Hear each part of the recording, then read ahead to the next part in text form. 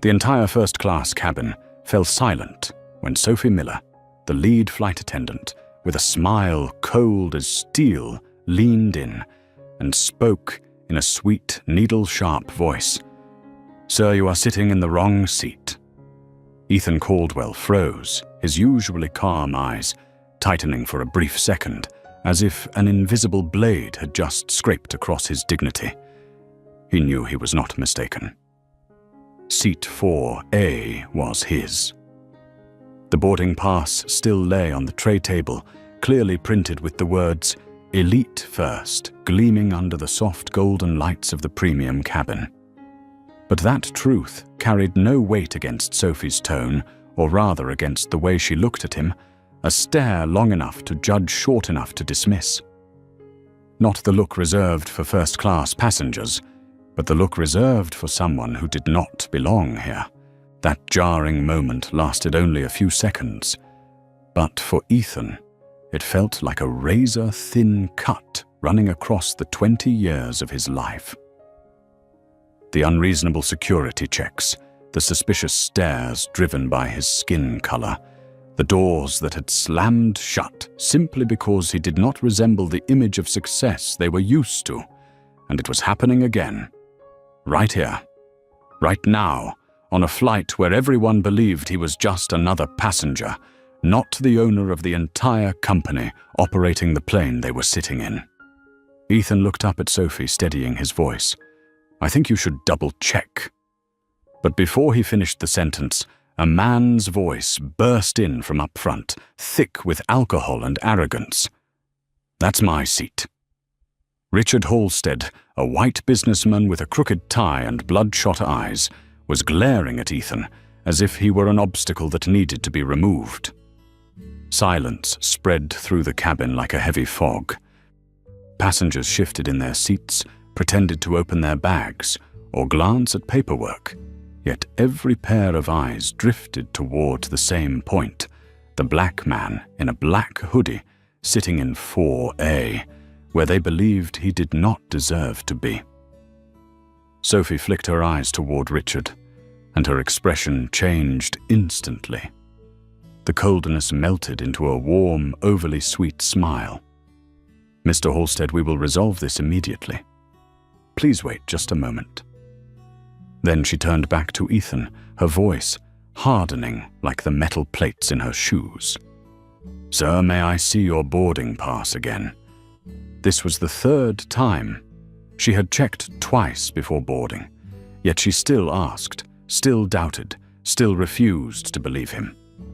Ethan handed her the pass, his grip steady, though his heartbeat pounded against his ribs. Not out of fear, out of anger. Anger at being far too familiar with this feeling. Anger that 20 years of effort, success, and power still could not shield him from being judged at a glance. Sophie examined the ticket as if searching for a child's mistake, then murmured just loud enough for him to hear, "Please understand. So first class often has important guests." A simple sentence, layered with meaning. Ethan looked straight into her eyes. "And you think I am not important?" Sophie did not answer. That silence was worse than any reply. At that moment, Mark Jensen, the flight's first officer, stepped out with the borrowed authority of his uniform. "What seems to be the issue here?" Sophie immediately explained, offering a distorted version of the situation in which Ethan became the troublemaker, and Halstead became a high-value passenger in need of priority. Mark looked at Ethan with a familiar expression, the expression of someone who had already chosen a side before hearing the truth. "Sir, we need you to move to another seat so we can depart on time." The stares, the whispers, the hidden phones raised just slightly, capturing fragments of the moment. Everything churned around Ethan like a tightening storm. He understood exactly what was happening. The same old script life had forced him to watch hundreds of times, each time cutting as sharply as the first. He could fight back. He could reveal who he was. He could end this with a single sentence. But Ethan knew one thing with painful clarity. A black man getting angry in first class never wins, even when the truth is on his side. His mother's lessons echoed in his mind, the woman who cleaned hospital hallways in the freezing night. You do not need to win the argument, you need to win your life. Ethan drew a long breath and stood. Every movement was deliberate, heavy, as if each step carried the weight of the 30 years he had spent growing up inside unyielding prejudice. "All right," he said, voice deep and steady, though a storm was twisting inside his gaze. Sophie smiled in quiet triumph. Richard let out a smug laugh. And the first-class cabin, the very place Ethan had paid for with his own hard-earned success, gave a soft ripple of applause, as if order had been restored. But they had no idea. His decision to step back was not defeat. It was the spark of an earthquake. Silent at first, but devastating. Ethan stepped out of the first-class row, but in his eyes the fire had already caught. And when that fire rose, no one on that flight could imagine that what they had just witnessed would change the entire aviation industry forever. The economy cabin felt as if it were shrinking the moment Ethan Caldwell settled into seat 28 Dana, a space so cramped that his knees pressed into the back of the seat ahead, even though he sat as straight as possible. The air felt tight and coarse, a jarring contrast to the soft leather of first class that he had paid for with his own money. To his left, a large man occupied both armrests without hesitation, and to his right, a teenage girl blasted music through her headphones so loudly that the bass vibrated against the seat frame. In more than 20 years of flying across continents, Ethan had never felt the gap between what he had earned and what people allowed him to access as sharply as he did now. But the heaviness in his chest had nothing to do with the difference between first class and economy. It came from the way those people had decided that he did not belong somewhere better. No explanation, only a feeling and his skin color. The plane trembled lightly as the flight attendants pushed the service cart down the aisle. Ethan recognized Sophie's voice the moment she approached, professional but edged with a coldness that sharpened even further when directed at him. "What would you like to drink, sir?" The question sounded as though it had been lifted from a required script rather than offered with genuine service. "Water, thank you," Ethan replied. She poured, or rather made, the motion of pouring. The stream of cold water splashed directly onto his thigh, soaking through the fabric in seconds. "Oh, sorry," Sophie said, though her eyes held not a trace of regret.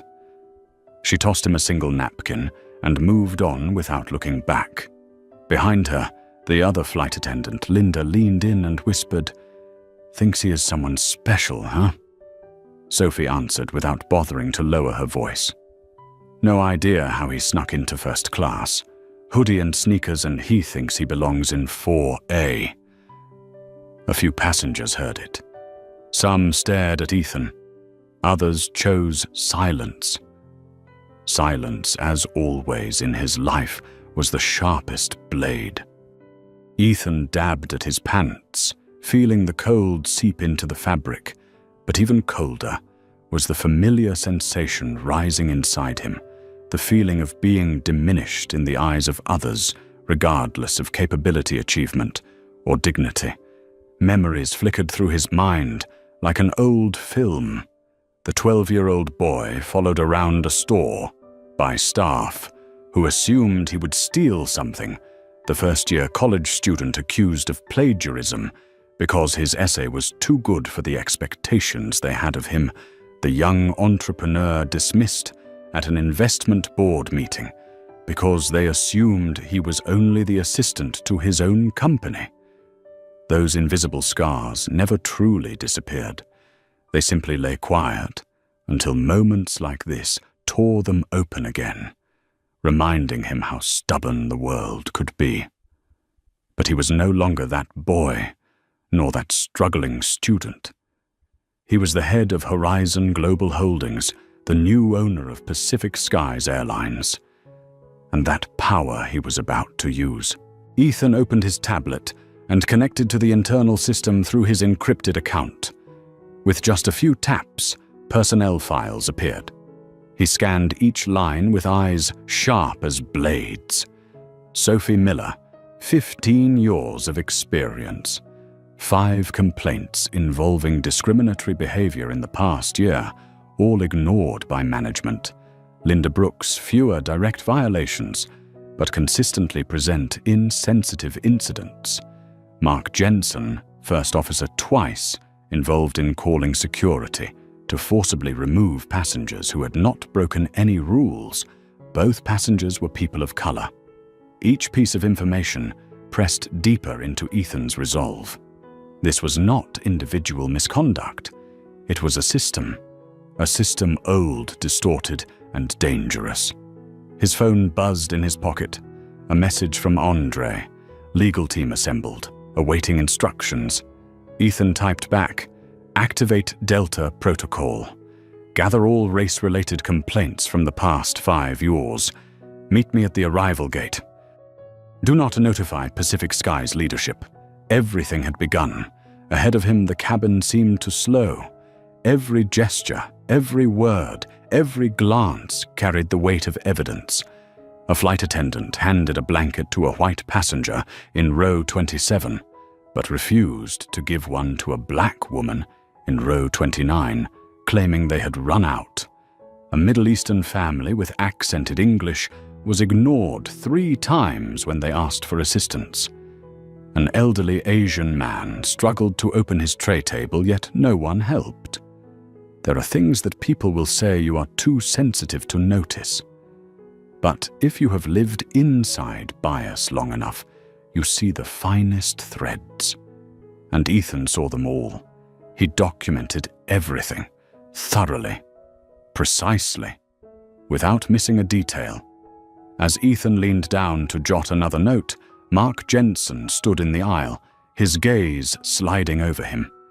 Irritated, wary, and faintly suspicious, as if Ethan's act of recording the truth was some form of threat, Mark whispered to Sophie, "He is writing everything down." Sophie shot a glance his way, her face darkening. "It is fine.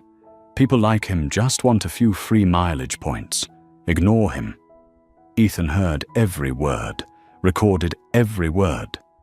But what hurt him most was not their voices. It was the fear in the eyes of a young African-American girl sitting ahead of him as she witnessed the unequal treatment. Her small hands clutched her shirt, as if trying to make herself invisible. Ethan saw his 10-year-old self in her gaze. The tightness in his throat spread down to his chest. No child should ever feel that they are worth less. Not a single one. The flight dragged on, heavy and stifling. But beneath that stillness, a storm was forming behind Ethan Caldwell's composed expression. As the plane began its descent, he set the tablet aside and locked the screen. He knew what was coming. Not a confrontation, not a handful of complaint letters, but the collapse of a toxic culture the moment the wheels touched the runway. In this ordinary economy, cabin beneath the weary sighs of passengers, a vow was quietly made. A vow not only to reclaim justice for himself, but for everyone who had ever been made to feel they did not belong. And when Ethan Caldwell made a vow, the world had better be ready to shake. The wheels touched down on the Seattle runway with a long, slicing screech, but to Ethan Caldwell, the sound felt like a blade tearing open an old chapter to make room for a new one. The plane tilted slightly, then rolled steadily along the asphalt as passengers exhaled in relief, ready to stand while Ethan remained still, one hand resting on the fold-out tray, feeling the storm that had been compressed inside him for nearly 14 hours pressing against his ribs. He had been waiting for this moment, not to escape the cramped confines of seat 28D, but to begin settling the score. When the seatbelt chime rang out, the economy cabin erupted in chaos, latches snapping open, bodies pushing forward, hurried apologies bumping through the aisle. Ethan did not rush. He stayed seated, eyes fixed on the first-class cabin, where Sophie, Linda, and Mark stood by the exit, smiling at the so-called important passengers they had favored. Sophie raised her voice deliberately. "Thank you to our first-class guests, and we apologize for the inconvenience earlier. Your experience is always our priority.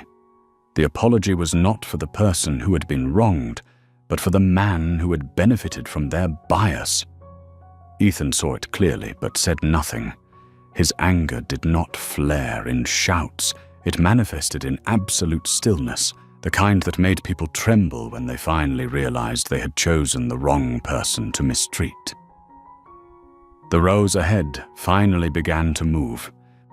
Richard Halstead, reeking of alcohol, staggered to his feet, one hand pressed against the cabin ceiling as he muttered, "Good, this is where I belong." Watching him, Ethan understood something deeper.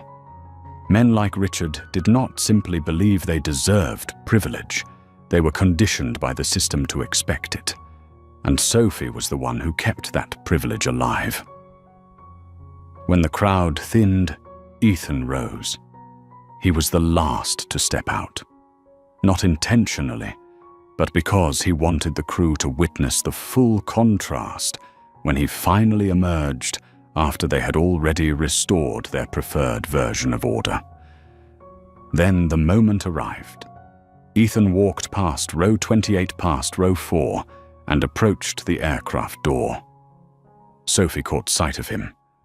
Her expression faltered for a split second, not because she understood her mistake, but because she suddenly sensed that the man she had dismissed as unimportant was standing with a calm that was far more dangerous. "Thank you for flying with us," Sophie said, through a stiff smile, her tone as hollow as the script she recited. Ethan did not answer. He walked past her, leaving behind a single glance that made Sophie swallow something that felt disturbingly like fear. The moment Ethan stepped into the jet bridge, he pulled out his phone and sent Andre 3 simple words. Begin the process. What waited ahead was not a trip home, but the purge of a broken culture, a purge that Ethan himself would deliver. The lights along Seattle's airport corridor reflected across the floor like long blades of glass, and between them stood Horizon Global's security team. 4 personnel in black uniforms, company badges, gleaming, arranged in a formation as rigid as steel. At their center was Andre Collins, tall, steady eyes, sharp with purpose, holding a thick folder under one arm. Behind them stood a cluster of Pacific Skies executives in uniform, loosely gathered faces, tight with dread, the interim CEO, Michael Harris, among them, along with the Chief of Operations and the Director of Customer Service. Their expressions made it clear that they knew something serious had happened, yet none of them could fathom how severe it truly was. They certainly didn't know that the man they had allowed to be humiliated on their aircraft was now their owner. When Sophie, Linda, and Mark stepped out of the jet bridge, still laughing among themselves, believing the flight had ended smoothly, they stopped dead in their tracks. Sophie's smile froze. Mark's brow tensed. Linda looked around in confusion. Andre stepped forward, voice cutting through the air. "Miss Miller, Miss Brooks, Mr. Jensen, please remain where you are." Sophie let out a scoffing laugh. "Sorry, we have to get to the crew lounge." And her words died as Ethan stepped forward from behind the security team, moving with a calm so controlled it made the entire hallway feel smaller. Sophie's eyes widened, her mouth parting in disbelief. Not because she recognized him, but because of how everyone around him stood with rigid respect, the kind only shown toward someone at the very top. The truth struck her like thunder. This was no ordinary passenger. This was the man she had insulted, dismissed and wrongfully accused. Ethan stopped in front of them, his gaze ice-cold, yet his voice steady, a combination more frightening than any outburst. "You all had quite a flight," he said, his tone deep, each word heavy as forged iron. Sophie forced a smile, scrambling for composure. "If you wish to file a complaint, we have a department. No need Ethan cut in. I handle these matters myself." Mark stepped forward, clinging to authority. "Sir, you cannot interfere with crew operations. If you have concerns, you should contact Ethan. Locked eyes with him. You are speaking to the CEO of the company that owns this airline." All three of them froze. Mark staggered back a step. Linda covered her mouth. Sophie's face drained of color. Michael Harris stepped forward, bowing slightly. "Mr. Caldwell, we should have been notified earlier." Ethan interrupted again. "No. You should be evaluated without warning. That is how the truth of your culture reveals itself." Andre handed him the folder. Ethan opened it, holding the first page up to Sophie. 5 complaints, 3 internal reports, 1 recorded incident. Sophie's lips trembled, yet no words came out. Ethan shifted his attention to Mark. 2 improper security escalations, both involving passengers of color. Then to Linda. "And you, the one who watched everything happen and chose silence. People like you are the glue that keeps toxic systems alive." There was no response, only the distant echo of airport announcements, as if the entire terminal were bearing witness. Ethan took in a slow breath, then delivered the sentence that broke them from the inside out. "The 3 of you are terminated. Effective immediately." Sophie let out a strangled gasp, horrified. "You cannot. I have been here 15 years. It is precisely those 15 years that made you believe you could treat people like trash," Ethan said, calm and merciless. Andre signaled the security team. They stepped forward, firm but not forceful. Sophie stumbled back, tears slipping down her cheeks, unable to escape the truth. Mark bowed his head, completely undone. Linda trembled, not resisting, as if understanding that the cost of her silence had finally arrived. Ethan walked past them without turning back. He stepped toward the Pacific Skies leadership voice, steady yet ringing like the declaration of a new era. "We have a meeting. Right now. And after this meeting, your airline will never be the same again." And there, at the entrance of Seattle International Airport, a reckoning began, not driven by anger, but by justice. The emergency meeting room doors swung open, and in that instant, the air inside thickened as if someone were squeezing every inch of space with an invisible hand. Tense faces snapped toward Ethan Caldwell as he entered with Andre Collins behind him and 4 members of the security team standing guard at the door. Michael Harris, the interim CEO of Pacific Skies, sat at the head of the table, his posture rigid, but his eyes betraying panic. Beside him were Emily Porter, the chief of operations, and Daniel Reed, the head of customer service, both realizing far too late that something much larger than themselves had arrived. Ethan did not take a seat. Instead, he placed his tablet on the table and turned the screen towards them. No one expected a simple gesture to drain the room of all sound. "Let us begin," Ethan said, his voice low, but striking the air like steel dropped onto stone. With the evidence, he tapped the screen. Charts lit up showing complaint rates from minority passengers over the past 3 years, discrepancies in how complaints were processed, upgrade priorities by racial demographics, frequency of security calls tied to passenger profiles. Numbers never lie, but when placed side by side, they became an indictment sharper than any shout of outrage. Daniel swallowed hard. Emily covered her mouth. Michael needed several seconds to remember how to breathe. Ethan did not give them time to recover. Another tap. A video appeared showing Sophie checking Ethan's boarding pass 3 separate times, despite checking no one else. Her voice crackled clearly through the recording. "You're in the wrong seat." The second video, Mark threatening to call security when Ethan insisted on keeping the seat he had booked. The third, Sophie and Linda laughing after spilling water on him, their words unmistakable. People like him just want something for free. The screen went dark. No one dared exhale. "This," Ethan said, "is only the tip of the iceberg." Emily attempted to speak. We were not aware these incidents were happening because you chose not to know." Ethan cut in his voice, still quiet, but heavy enough to make the whole room tremble. "You created a discriminatory system, then hid behind numbers. You manipulated yourselves." He turned to Michael. "Tell me, how do you explain that 68% of complaints from black passengers were closed without investigation?" Michael opened his mouth, but no explanation came. Ethan tapped again. A new document appeared, the VIP priority list. Every name highlighted in blue, each one belonging to a wealthy white passenger. Then, a second list flashed onto the screen, passengers of concern.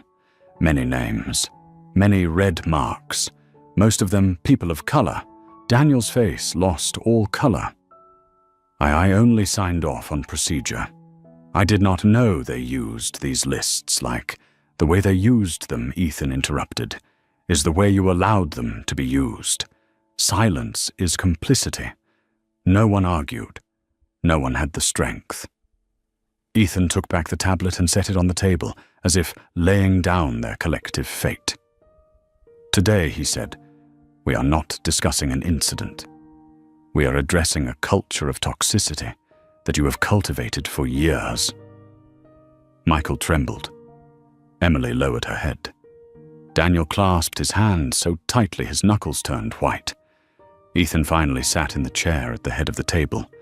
Every gaze locked onto him instantly, as if he had just activated an absolute command. "I will be direct to avoid wasting time," he continued. "Beginning today, Pacific Skies is placed under special oversight. All senior leadership is suspended. That includes you, Mr. Harris." Michael shot to his feet in reflex. "You cannot, I can," Ethan replied, quiet but razor sharp. "And I am." Andre placed several sealed envelopes on the table. "These are the temporary suspension orders," he said. "They are legal and supported by evidence. You are required to surrender system access immediately." Michael stared at the envelope as if it were a death sentence. But Ethan was not finished. He slid another thick document toward them. "And this," he said, "is the airline's reconstruction plan. It begins tomorrow." Emily looked up, eyes red. "You want to change everything," Ethan replied. "No. I want to erase everything." He laid out the plan, each sentence, mercilessly dismantling what they had believed were standard procedures, replacing them with reforms that sounded more like a revolution. Replace the entire customer service policy. Retrain every flight attendant and every pilot. Remove all forms of discriminatory practice. Eliminate all covert priority lists. Install a transparent performance review system. Implement anonymous cabin quality monitoring. Ensure that every passenger, no matter how they dress, where they come from, or what color their skin is, receives the same treatment. With every word, the executives understood more clearly that this was no longer an airline. It was a battlefield, shifting beneath their feet. Daniel's voice shook. "If we cooperate, do we still have a chance?" Ethan looked at him, and for the first time, his gaze carried something other than condemnation. It carried judgment. "I do not need perfect people," he said. "I need people who are brave enough to face their own failures." At that moment, the door burst open. A trembling voice followed. I want to say something." Everyone turned. Linda Brooks stood there. Her eyes were red, her cheeks wet. She had just signed her termination, yet she came back. "I stayed silent for too long," Linda said, voice breaking. "Not because I could not tell right from wrong, but because I was afraid. Afraid of losing my spot on the international crew. Afraid of being labeled difficult." But she looked at Ethan, then at the executives. "But today I saw what silence does. I saw a little African-American girl, terrified because someone who looked like her was treated unfairly. I do not want to be part of the reason that happens again." The room sank into a deeper silence than before, a different kind of silence. Not fear. Truth. Ethan nodded once. Not praise, not comfort, recognition. "Mrs. Brooks," he said, "you will not return as a flight attendant. But if you truly want to make this right, I have a place for you on the cultural reform team." Linda's eyes widened, stunned and grateful. Ethan rose from his chair. The sound was soft, but in the suspended breath of the room, it echoed like distant thunder. From this moment, he said each word, deliberate. Everyone in this room has two choices. Stand with change or stand aside. No one moved. No one left. Ethan allowed himself a slight, thin smile, not of triumph, but of beginning. A beginning he knew would not be easy, but one that was necessary. Because the moment he was forced out of seat 4A, the insult was not aimed only at him. It was aimed at every person who had ever been underestimated, mislabeled, or treated as a second-class citizen in their own country. And Ethan Caldwell would not let that continue for even one more day. The fight had officially begun. Less than half an hour after the emergency meeting ended, Ethan Caldwell and Andre Collins left the conference room and headed straight for the Internal Operations Center of Pacific Skies Airlines, the place that stored the company's operational data spanning years. The atmosphere here was entirely different, silent, frigid, and heavy with the scent of fear. As Ethan stepped through the sliding glass doors, dozens of employees seated before massive monitors shot to their feet, not because anyone had ordered them to, but because of the invisible pressure radiating from the man who had just walked in. He was not yelling yet. Something in his eyes resembled the wind before a storm, cold, sharp gathering force, waiting for release. "Begin retrieving all data from the past 3 years," Ethan said, a single sentence that drained the color from the technical director's face. Andre immediately handed over a list of queries, complaint reports, crew assignment histories, upgrade data, internal recordings, and especially all security control records involving minority passengers.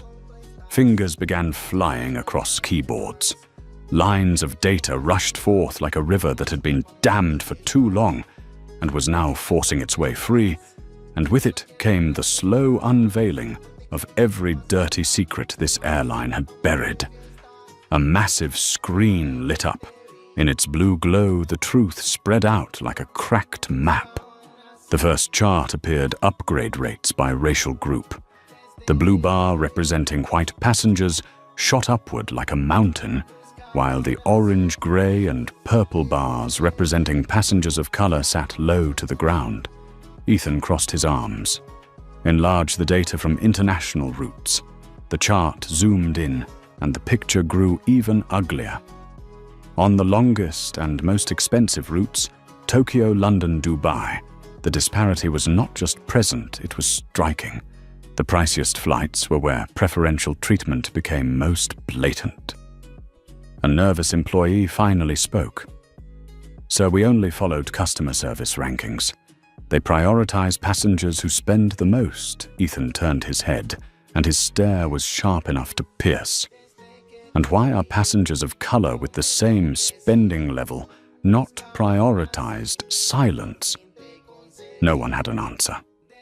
Andre pulled up more data. Another chart appeared. This time it showed internal complaints.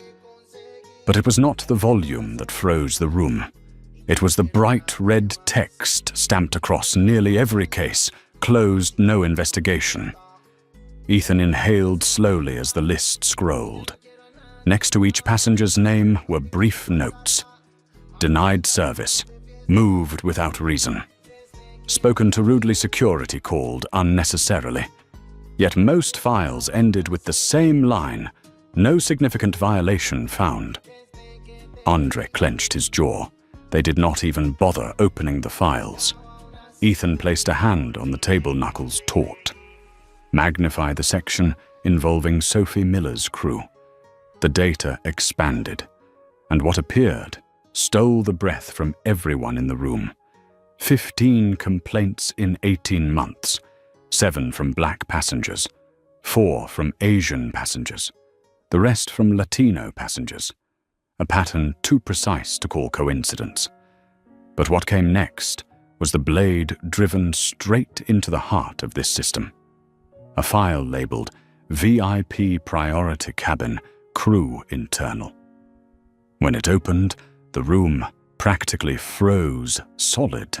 A long list of passengers highlighted in yellow, each with instructions: "Do not check boarding pass.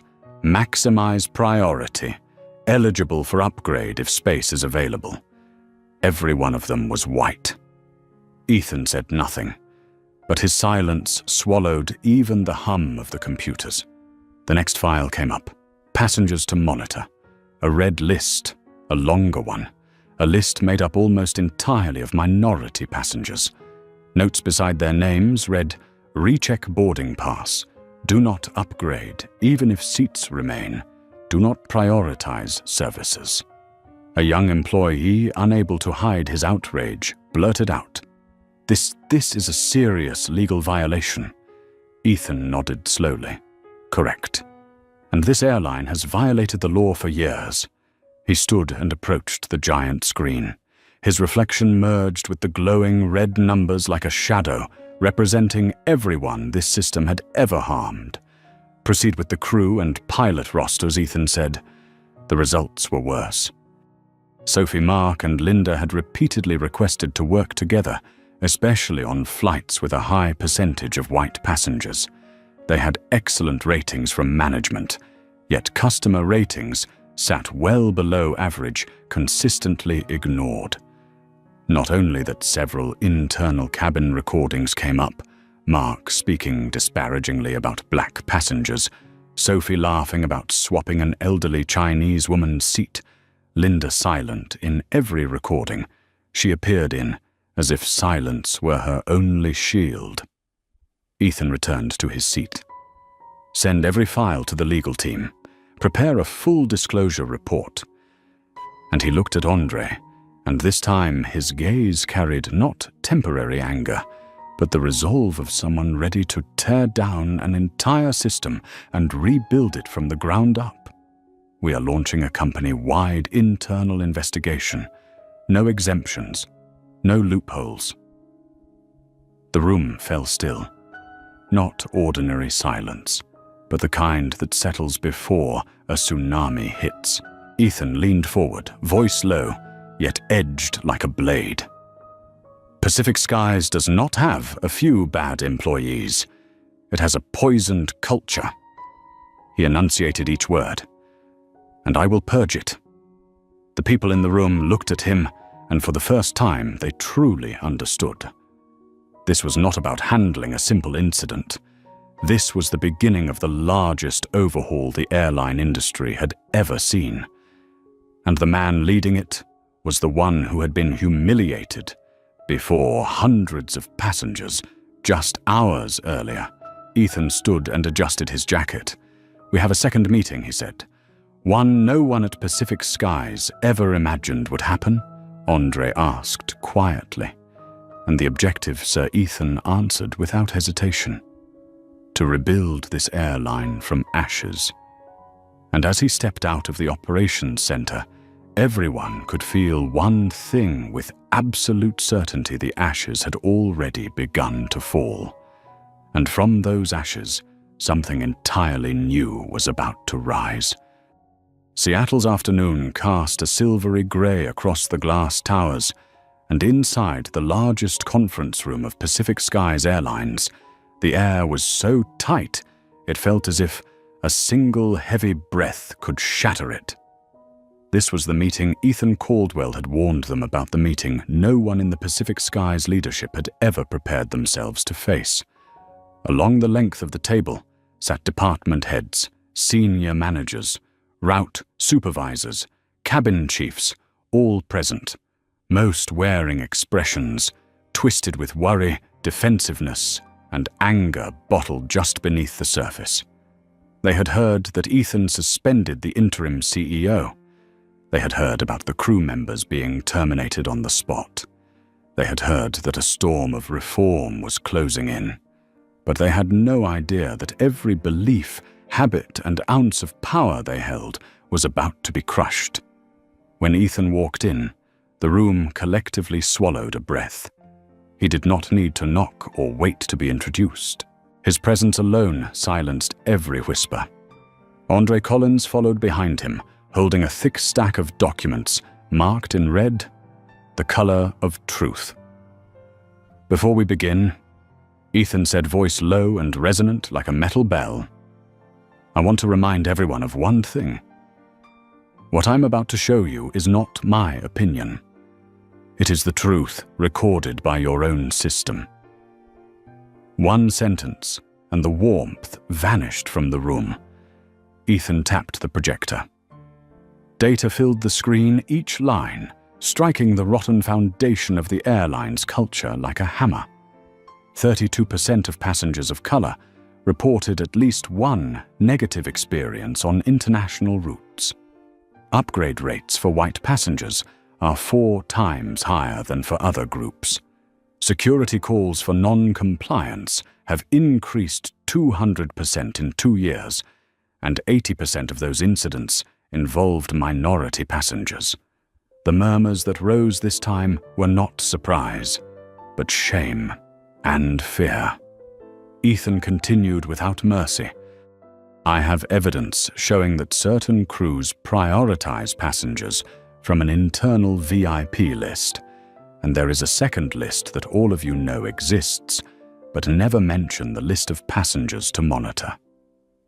A flight attendant manager named Clark shot up from his chair. "Mr. Caldwell, that list is only for safety precautions. We cannot ignore potential risks." Ethan turned his head, and his gaze alone made Clark fall silent. "Safety," Ethan repeated, "or prejudice?" Clark sat down, unable to speak. Ethan swept his eyes across the table. "The danger does not come from passengers," he said, slow and precise. "The danger comes from the biases you use to judge them." Andre opened the red folder and began reading violations from flights unrelated to Ethan's own. An Asian passenger forced to change seats despite having purchased a window. A black family accused of fraud for carrying a premium membership card. A Middle Eastern woman treated as a potential threat simply for asking too many questions about a religious meal. Incidents the room had grown accustomed to dismissing as minor, but today in Ethan's hands, they were not minor. They were evidence that could no longer be erased. When Andre closed the folder, Ethan rose from his seat. "And now," he said, "we will hear from the people involved." The doors opened. Sophie Miller entered first. her face still streaked with dried tears. Beside her was Mark Jensen, face tight with shame, and Linda Brooks, eyes red, but more resolute than ever. A ripple ran through the room. Ethan turned toward the three. "I want you to tell them everything I do not know." Sophie swallowed hard. "So this system has been here for years. It was built into the way we were trained to treat passengers." No one said it outright, but everyone understood who to prioritize and who to doubt. Mark nodded, voice trembling. "In our internal evaluations, our performance depended on feedback from important passengers. Over time, important became people who all looked the same, white, wealthy, familiar." Linda drew a breath, then delivered the sentence that made the entire room freeze. And we stayed silent because silence was rewarded. Asking questions meant being labeled a problem. A furious director shot up from his chair. "Ms. Brooks, are you accusing the entire system?" "We never instructed." Ethan raised a hand. "Enough." Silence fell instantly. He looked directly at the man. "A system does not need spoken orders," Ethan said. "It grows from what you reward and what you ignore." No one dared respond. No one had the courage. Ethan turned back to the screen. "I am not holding this meeting to shame anyone," he said. "I am holding it to show one truth. Pacific Skies has failed at the most basic mission of an airline, to treat every passenger fairly." He paused. "And that failure ends today." A ripple of unease spread through the room. Ethan raised his voice, slightly firm as granite. "Starting tomorrow, the entire Pacific Skies system will be rebuilt. I will change leadership. I will change procedures. I will change personnel. I will change the way you see your passengers." His eyes locked onto each individual at the table. "If anyone here believes they can resist this change, leave now. I promise you, you will not win that fight." No one stood. No one even shifted. The room sank beneath the weight of a truth. No one could escape. The authority they once held had just lost its seat. Ethan pulled his chair back, ready to sit, and outline the detailed rebuild plan, when suddenly a trembling hand rose. It was Emily Porter, the woman who had remained silent until now, her eyes tense behind thin glasses. "Mr. Caldwell," she said, voice soft but sincere, "if you truly want to change this airline, I want to be part of that team." Ethan looked at her for a long moment, then nodded. "Good," he said. "Because this fight needs people willing to say those words." When the meeting ended, each person felt as though they had just walked out of a storm that had yet to be named. But to Ethan, this was not the end of the storm. It was only the first thunderclap, signaling the arrival of the real one. And when that storm hit, it would sweep away everything that did not belong to the future he intended to build. Seattle's sky darkened beneath thick layers of cloud, but inside the headquarters of Pacific Skies Airlines, the lights had not flickered once. From the moment Ethan Caldwell stepped off the aircraft, nothing inside this building operated the way it had before. Like an old machine, suddenly forced to run at a speed it had never been built, for every gear within Pacific Skies screamed as it was pushed into confronting the truth. And Ethan understood that. He did not want the system to suffer. He wanted it to change. But no transformation ever happened without cost. The glass doors of the strategy room slid open. Ethan stepped in, facing the team Andre had assembled: legal advisors, passenger data analysts, human resources consultants, and corporate culture reform specialists. They were not employees of Pacific Skies. They were his people, the top experts of Horizon Global Holdings, the empire Ethan had led for more than 10 years, and shaped into a standard of customer service, so precise it bordered on ruthless. Everyone rose when he entered. "Let's begin," Ethan said, wasting no time.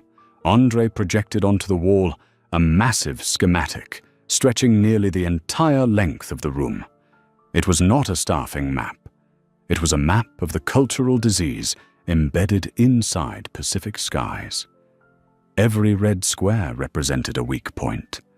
The diagram looked almost entirely red. Ethan studied it for a long moment.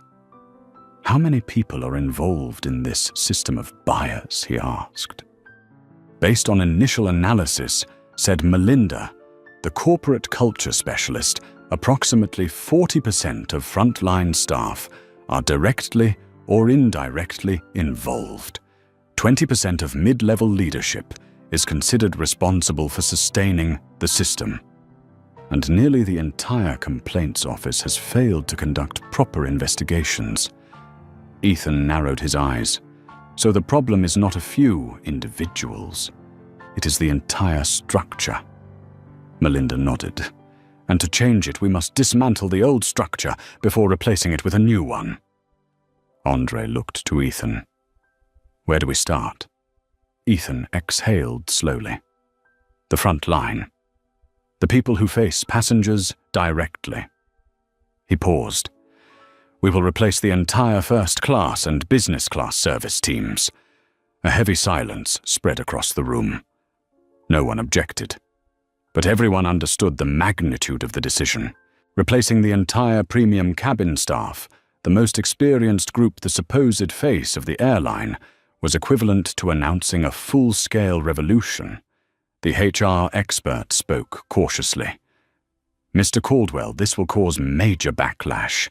Many of them are union members. The press will demand explanations." Ethan replied instantly. "We are not firing people at random. We are removing them based on evidence," Andre added. "And not just removing them. We will rebuild the entire system of hiring, evaluation, and promotion." Ethan sat fingers into locked eyes, sharp enough to cut through the tension itself. "Starting today," he said, "every crew member will be evaluated by 3 criteria: fairness, respect, and consistency. Not just soft skills, not just service training, but the way they see passengers as human beings." A consultant asked, "And if they resist, if they say these criteria are too vague?" Ethan leaned back, the fire in his eyes, the same fire that built his empire. "Show them the evidence from Flight 417. Let them hear Sophie's voice. Let them see the complaint charts. If they still resist," he paused, "then they do not belong in the future of this airline." The meeting carried on for 6 hours. Yet Ethan never showed fatigue.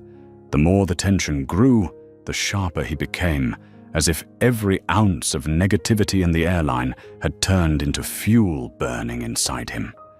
Together they drew up a 12-phase reconstruction plan, cleansing personnel records, revising recruitment procedures, implementing internal cabin monitoring, modernizing training programs, establishing transparent complaint mechanisms, applying AI tools to analyze staff behavior, enforcing quarterly mandatory retraining, and finally redesigning customer evaluation systems under a model of zero bias. By the time the clock neared midnight, Ethan still had not left his seat. Andre handed him a glass of water, but Ethan only took a sip, his eyes fixed on the data screen. "You do not have to do everything yourself," Andre said quietly. "I know," Ethan replied. "But if I do not see every fracture clearly, how can I repair them?" Andre said nothing. Because he knew Ethan was not speaking only about an airline. He was speaking about something larger, the fractures in a life shaped by moments where he had been pushed down simply because of prejudice. Not today. Not this time.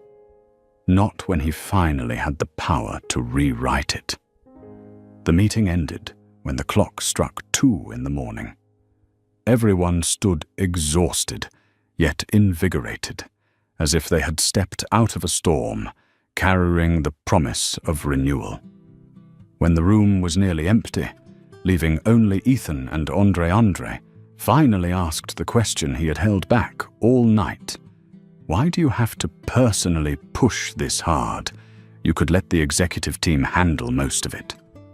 Ethan stood by the window, looking down at Seattle as its lights glowed like a ribbon of stars woven into the mist.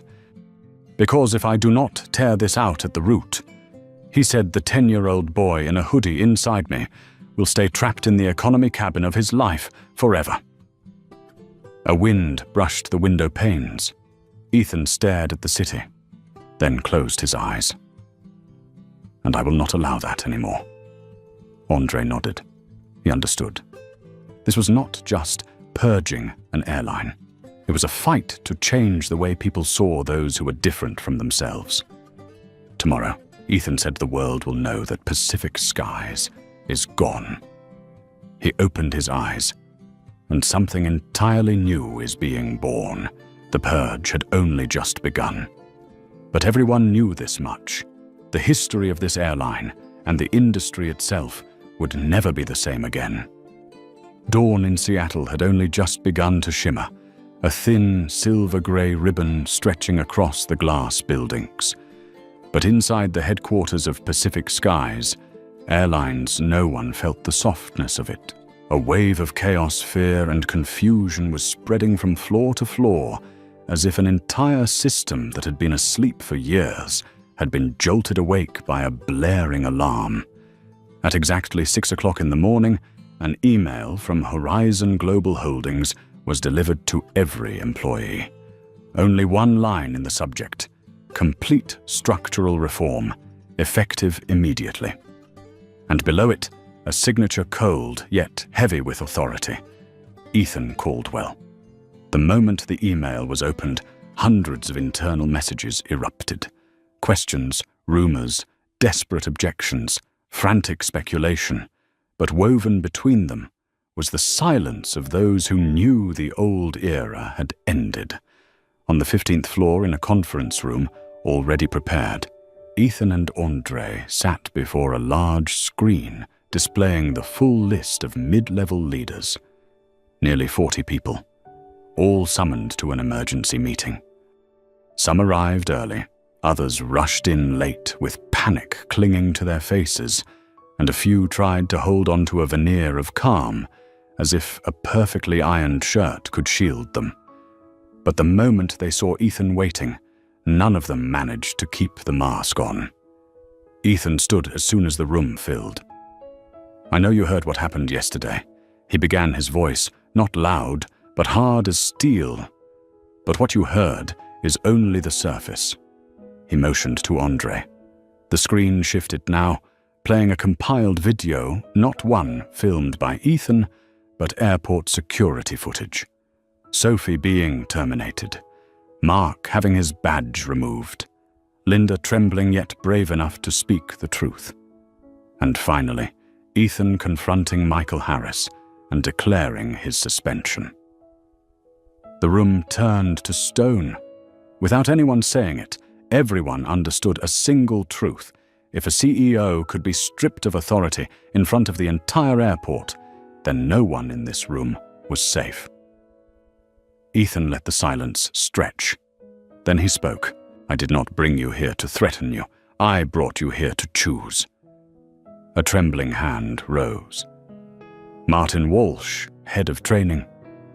"Mr. Caldwell, what you are doing, it is too fast, too sudden.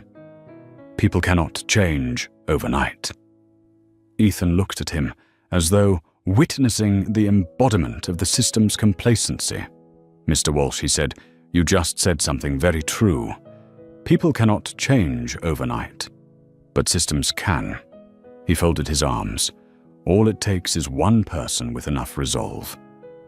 The screen changed again. This time, it showed a list of mid-level leaders accused of enabling bias, their names, roles, and notes.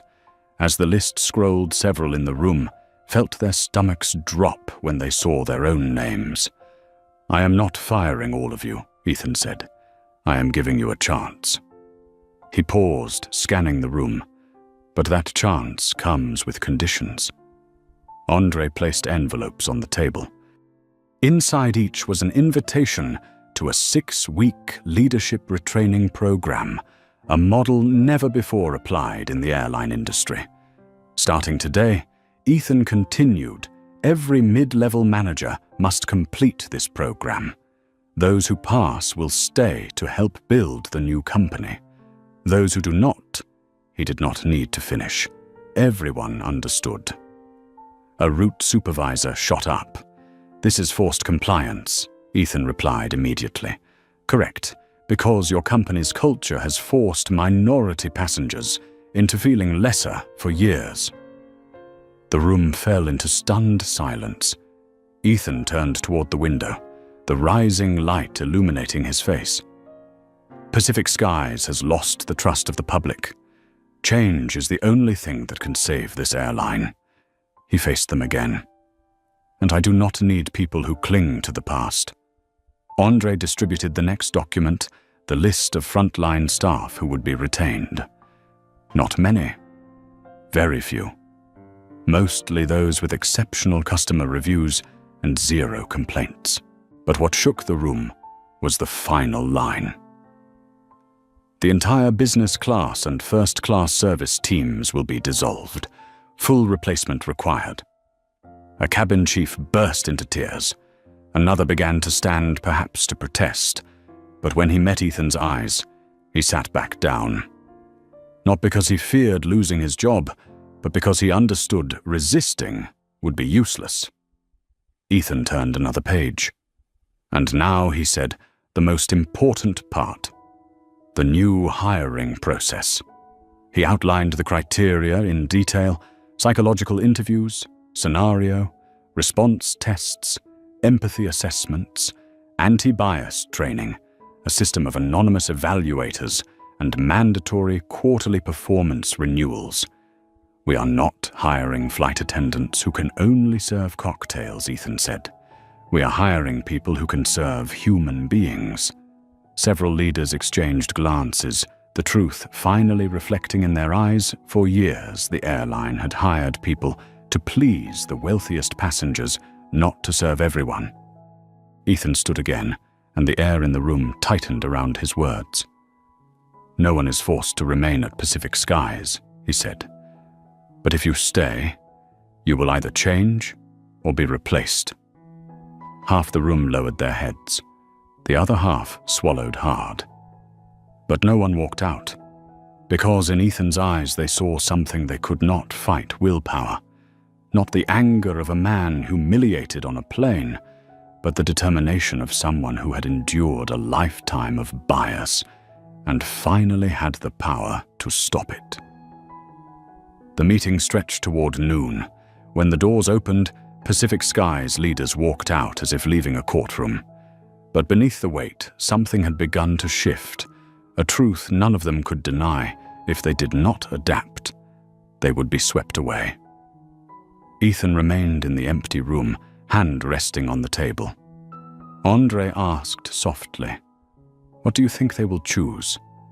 Ethan looked out the window where the sun was slowly lifting the grey clouds. "What they choose does not matter," he said, "because the wheel is already turning, and no one can stop it." News spread faster than any plane Pacific Skies had ever flown. Within 24 hours of Ethan Caldwell's sweeping decisions, social media exploded with leaked airport footage, Sophie being asked to surrender her badge, Mark standing frozen as Ethan revealed his identity, Linda trembling as she confessed the unspoken rules inside the airline. Those clips spread like wildfire across the nation. Hashtags, Seat 4, end. Airline bias and Caldwell reform climbed to the top of trending lists within hours. People who had once been victims of discrimination on flights came forward to share their stories. Those who had never experienced it were stunned, outraged, and grateful that someone had finally stood up. Reporters flooded the front of Pacific Skies headquarters, camera flashes sparking non-stop. Questions rained down. Will Mr. Caldwell fire more executives? How will the airline be restructured?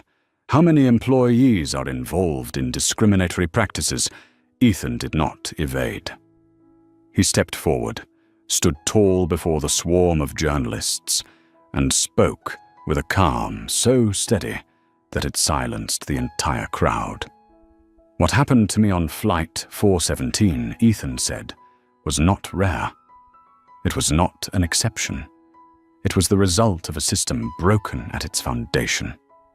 And I will not allow any passenger, no matter who they are, to experience it again. He did not chant slogans. He did not grandstand. He simply told the truth. And that truth was powerful enough to reach millions. Soon the press began digging into Sophie's history marks record and years of ignored complaints. Internal documents leaked, jolting the entire airline industry awake. Other airlines scrambled, issuing rushed statements about reviewing their procedures.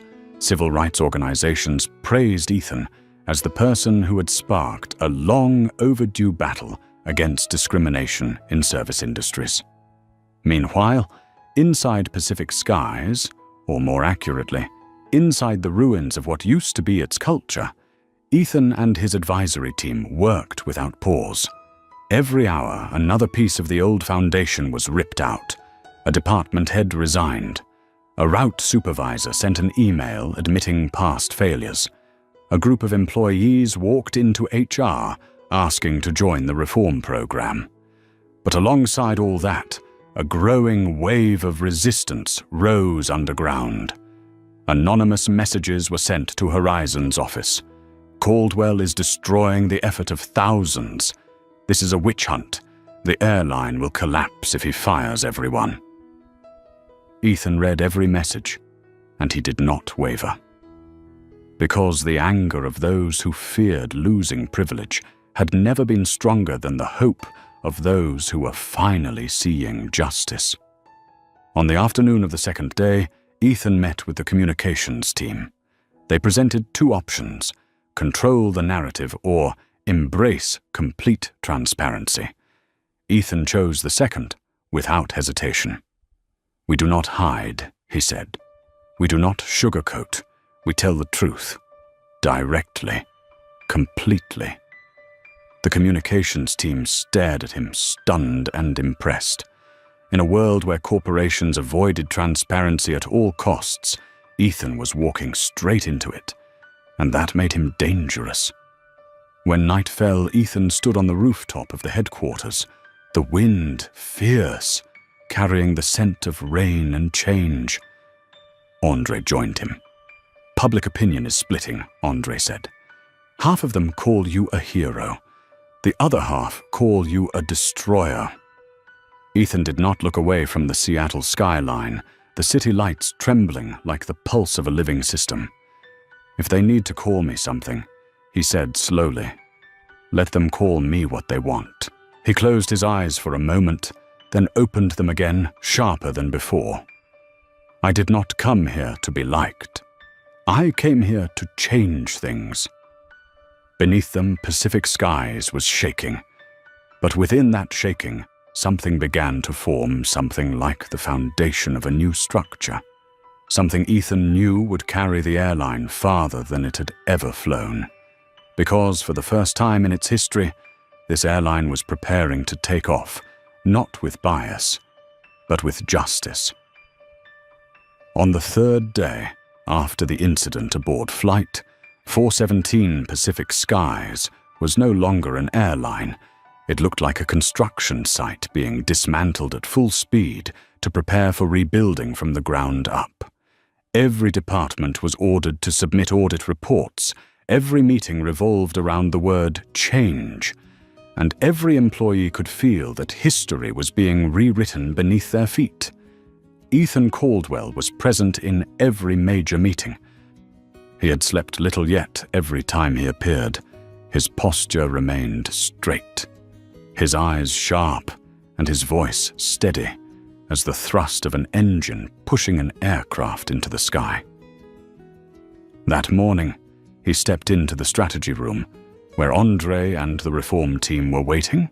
On the screen was a temporary logo, Project Horizon, the rebirth of Pacific Skies. One of the branding specialists stood, excitement in her voice, layered beneath tension. "Mr. Caldwell, we propose renaming the entire airline. Pacific Skies is tied to scandal. It cannot be salvaged. The company needs a completely new identity." Ethan folded his arms. "What is the new name?" The screen changed. 3 words appeared clean and straight as a flight path drawn across the sky: Horizon Global Airways. The room fell silent at once. No one spoke, but their eyes revealed instinctive agreement. Horizon, the line where the sky meets, possibility a symbol of new beginnings, of hope, of a perspective wider than any old boundary. Ethan stared at the name for a long moment. He understood the power of a name. It was not just branding. It was a declaration, a promise that this airline would no longer be chained to what came before. He nodded. "We change it." The room erupted. That single decision was like cutting off the last tail of the serpent called Pacific Skies. Ethan stood, his voice carrying command. "As of today, Pacific Skies has ended. Horizon Global officially begins." But change didn't end with the name. It lay in the people who would carry that name forward. The HR team reported, "We have opened new applications for the business class and first class crew. In the first 4 hours alone, more than 6,000 applications were submitted." And the existing staff, Ethan asked. Some resigned, some requested re-evaluation, some are resisting by filing union complaints. Ethan was not surprised. Those who wish to fight change, he said, will remove themselves. The room nodded. Andre shifted to the next slide. The critical element is the mandatory training program. The screen displayed the new training model, interactive modules, cabin simulations, empathy exams, behavior, monitoring through internal cameras. A human resources manager said nervously, "This program is so strict that many will not pass." Ethan looked straight at her. That is the point. He refused to allow softness that would create new. Sophie's new marks, new moments where passengers were humiliated simply for their skin or their clothing. Suddenly the conference room doors opened. It was Linda Brooks. No uniform. No trembling. She held a thick folder in her hands. "Mr. Caldwell," she said, her voice steady enough to turn every head. "I have completed the report on the unspoken rules our crew pass to each other." Ethan motioned for her to step forward. Linda placed the folder on the table. "I documented everything. The phrases, the behaviors, the tricks to avoid minority passengers. How we were taught to decide who should be favored and who should be doubted. I do not know if this will help, but I want the new airline to carry no trace of the past." Ethan looked at her for a long moment. In Linda's eyes there was no defensiveness left, only the resolve of someone who had finally confronted herself. Ethan nodded. "You will lead the Department of Ethics and Customer Culture." Linda froze. "Me, yes," Ethan said. "No one understands the old system better than you, and no one is more determined to end it than someone who once helped uphold it." In that moment, every gaze in the room shifted toward Linda with a new kind of recognition, as if she'd become a symbol of transformation itself. The meeting ended, but Ethan remained seated, looking at the Horizon Global logo glowing on the screen. A new name, a new culture, new people, a new future. Andre sat beside him. "What are you thinking?" Ethan answered without hesitation. "That the moment I was dragged out of seat 4A was actually the moment I was put exactly where I needed to be. Andre smiled softly, realizing Ethan was no longer speaking about the seat, but about his calling. Ethan stood. Tomorrow we announce Horizon Global to the entire company. He walked toward the door, then paused for a single heartbeat. And when the first flight bearing that name takes off, it will carry justice. The door closed behind him, and inside the silent room, the words Horizon Global glowed bright like the new horizon he was preparing to lead an entire airline toward. From the perspective of an expert in organizational culture and justice within service environments, Ethan Caldwell's journey shows that the greatest transformations do not begin in flawless meetings or in 100-page strategy documents. They begin in the moment an ordinary person is treated unfairly and chooses not to remain silent. What Ethan did went far beyond correcting a single mistake on a flight. He dismantled an entire outdated system to build a place where every passenger is seen, respected, and treated as a human being. And that is the essence of leadership, not protecting power, but using power to protect dignity. If this story resonates with you, please like to help spread the message of fairness and subscribe to follow more journeys of powerful change. Before you go, comment the phrase justice. Now to remind ourselves that every systemic transformation begins with one courageous act.